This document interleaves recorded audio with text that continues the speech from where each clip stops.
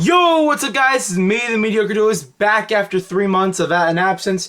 I definitely do owe you guys an explanation. This is mainly because I've been, well obviously, not really much of a secret. I'm a high school student still.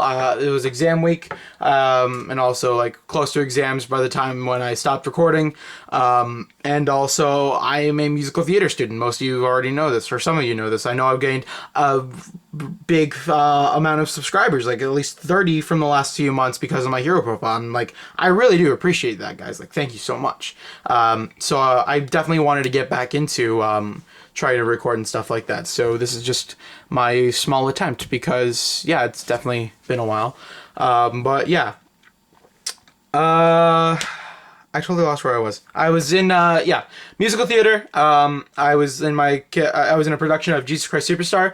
We did that in the Rose Theater in downtown Brampton. I don't know if you guys live near the area, but if you do, go come check it out.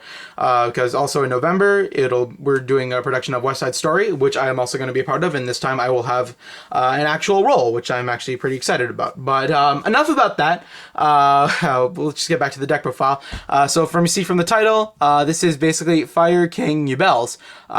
And yeah, it's just definitely a fun casual deck that I just wanted to get back into the game with.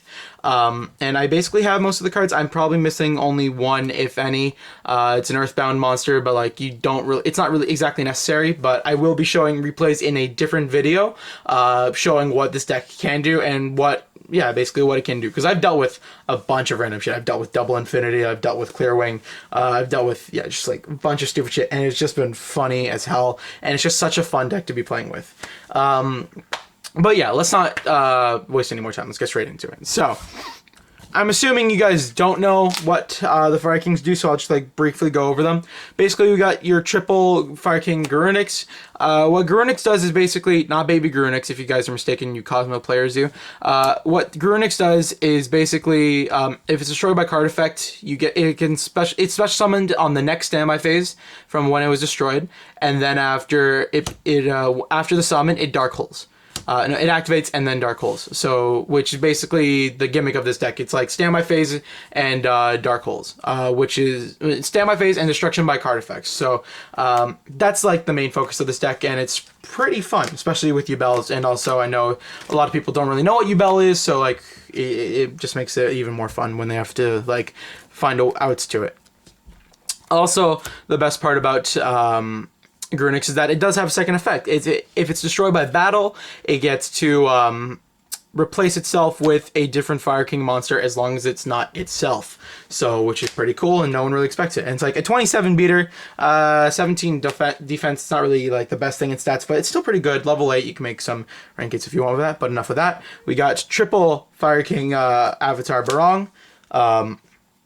What Barong does is basically, if he's destroyed by a card, if you have a face-up Fireking monster on your side of the field, is destroyed by battle, or no, it has to be by card effect. If it's destroyed by card effect, you can summon him from your hand. You can only do that once per turn, though.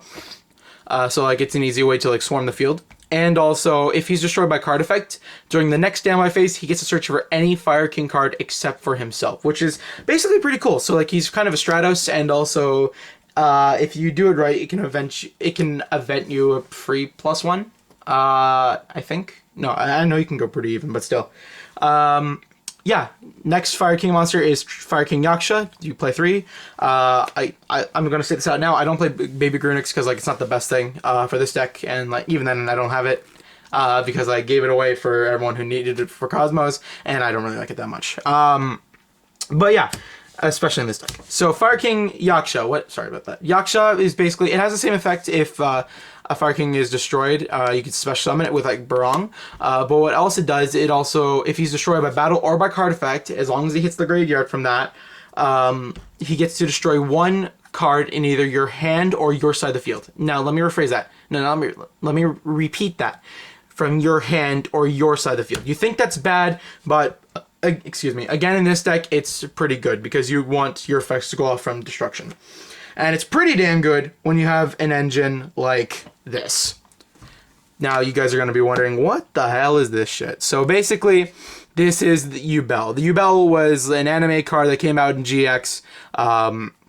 it was just it was made basically for the anime, but I mean, it came out and like people have made different decks. I remember making my own Ubel deck. It was shit because it was basically based around tributing it, and then I have no idea how I'd get at the second or third ones. But yeah, now with this deck I can finally play Ubels, which basically was the reason why I made this, because I wanted to play Ubel for a while now. And yeah, this just seemed like a viable way to do it.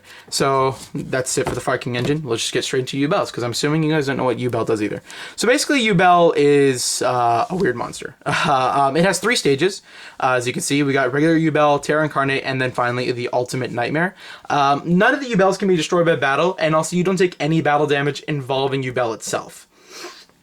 So the individual effects. Regular Ubel is when it's destroyed by a card effect, you get to special summon Terra Incarnate from hand, deck, or graveyard. And also during the end phase, if this card's still in the field, you have to tribute 1 monster you control, otherwise you destroy this card. And also you cannot special summon Terra Incarnate if you destroy it from its own effect. It has to be destroyed by another effect. So that's why you play cards like Yaksha, or you'll see later Fireking Island, because that helps it. Because it doesn't have to be from the side of the field as long as this card is destroyed. So you can destroy it from hand too. That's what makes it a lot more better in this deck. And also, as you can see, I don't have the rare bullshit. I got Secret and the Super, inconsistent, but I don't give a fuck. So yeah, next we have the Terra Incarnate and the Ultimate Nightmare. Again, another reason why, actually, before I go on, why I like this, because their effects to summon, these guys are from hand, deck, or graveyard. So essentially, it can net you a free +1 too. So,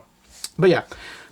Next with Terra Incarnate, basically you summon it in defense mode, and then after you never lose, because if they Castell it, he gets the effect when this card leaves the field, special summon 1 Ultimate Nightmare from hand, deck, or graveyard, which is pretty good. But still, every time it's your end phase, it dark holes the field except for itself. So that's obviously pretty good. And then Ultimate Nightmare, it doesn't have exactly a badass effect, but I mean, it's still pretty okay. So basically, like, as long as it battles an opponent's monster, so like you can attack into stuff now, they take damage equal to that monster's attack first, and then after you get to destroy it. So like, yeah, it's basically a pretty cool card. It's like easy removal. Oh, sorry, my tripod is really thin right now because I have to put it up so high for the desk, but sorry about that. But yeah, that's all the main monsters. Next we just got 2 Effect Veiler and 2 Max C, just to like deal with my opponent to not go off as hard, or if they do, I will net some pluses off of it. But yeah, that's it for the monsters. Next we're going into spells. We're playing triple Fire Onslaught of the Fireking, excuse me. Basically what this does, I get to special summon any Fireking from my deck. Its effects are negated, it's destroyed on end phase, and I can only summon it. I can only summon the Fireking if I don't have any monsters and my opponent has to have a monster. So basically it gets some plays starting off. You mainly use it for Garunix, but I usually use it for rank 4 plays when I have to. Next we got triple Fireking Island. That gets all your effects off. It's basically if you can destroy one monster, excuse me, that you control, and search for any Fireking monster from your deck to your hand. And then after also you can, if you have a Fire Wing Beast monster from your hand, you can special summon that card as long as you have no monsters on your side of the field, and you can only activate one of those effects once per turn. And also, if this leaves the field, then you destroy all monsters you control, which is bad and good at the same time. Good because you get your destruction effects, bad because you're left with no monsters. But yeah, if they destroy Yaksha, let's hope you have a Ubel in hand.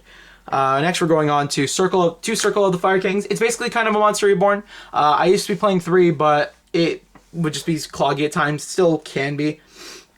Basically what it does, it's you destroy 1 fire monster you control, special summon another one from your graveyard. So, and it's also a quick play, but you can only activate those you can only activate it once per turn. That's the only drawback to it, but it makes it nice for like advancing plays if you want to like OTK. And yeah.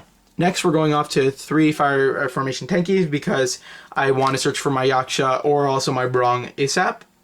Next, we're playing triple Supply Squad because Supply Squad in this deck is just awesome. You get so many free pluses off of it because you get a lot of card destruction. And yeah, next we're playing two Galaxy Cyclone and then the one Twin Twister. I wanted to play two Twin Twisters originally, but also originally I was only playing the two Galaxy Cyclones because I don't have two Twin Twisters.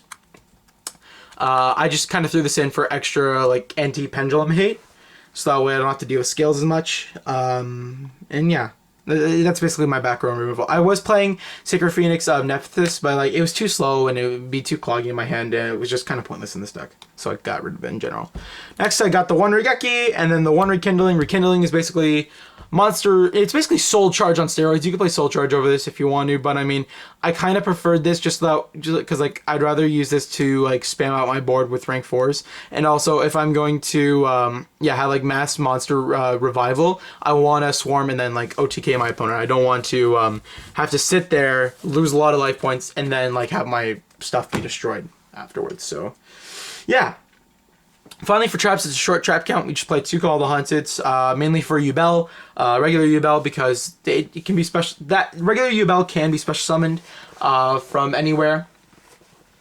And yeah, next is just the one Solemn Strike and then the one Warning. Originally, this is supposed to be two strikes, but like one Warning is also good too. If anything, maybe if I had two Warnings, maybe I'd even play that kind of over it because like this stops anything. This stops a lot more than strike, but at the same time, strike, like, it helps me with like effect negation that you need. So yeah, I just do that. And yeah, that's it for the main deck. Let's just go quickly into the extra deck. So ignoring the Monarch token over here, we got one Tiger King, we got two Dwellers, we got one Castell, we got one Emerald, two Diamond Dyers, the Cowboy for Salt, Arc, we have, we got my one giant hand that I pulled. We got the Utopias, my Utopia Lightning Engine.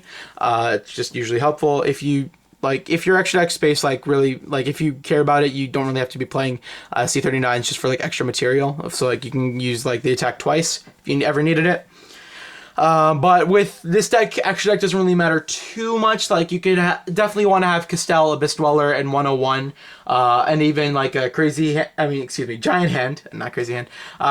You want giant hand just for like those certain times if your opponent's about to go off. Yeah, you basically just have access to it. Like it's not necessary. So like if you're against Domain Monarchs, you don't really have to worry about it. And then finally, to end it off, we got the one Felgrand and then Hope Harbinger, because you mainly want to focus on the Garunix loop with this deck, but still, these are good cards to go into if you absolutely need to go into them. And yeah, that's it for the extra deck. So we're just going to quickly dive into the side deck. I play one Fortress Dragon, one Cyber Dragon. I did play two Cyber Dragons before, but I literally ripped this out of my heroes because I kind of took it apart because like I'm done with it for now. I'm just taking a break from it, excuse me. But yeah. Maybe I'll play two, but like it's basically used for the same thing, just like Gamma Seal. So Gamma Seal, one Ghost Ogre, there it is, sorry. Triple Flying Seas, two Mistaken Arrests, two Spell Shattering Arrows, two Iron Walls for the Cosmo matchup, the Hero matchup, the Infernoid matchup, and obviously the Monarch matchup. And then finally, to end it off, we got double Ojama Trio for the Burning Abyss matchup. And that about sums it up. So, thank you guys so much for watching, and if you remember from beginning, I totally haven't filmed this twice, or 3 times. If you remember from the beginning, I will be posting a different video for replays. But yeah, leave in the comments what you think about this deck profile. Like, dislike, comment, subscribe. Please leave any thoughts or opinions that you want to give to me for this deck. I'm still experimenting with it. I did have an idea for an Earthbound Immortal card. I don't remember the exact name of it, but like basically as long as it's destroyed, so again you can destroy it with Fireking Island or Yaksha from hand, you get to nuke the entire field, which is pretty cool. And then you still get a search if you used it from Fireking Island. So I've been experimenting with that on DevPro. But yeah, please leave your opinions in the comments below. This is me, your Duelist, signing off.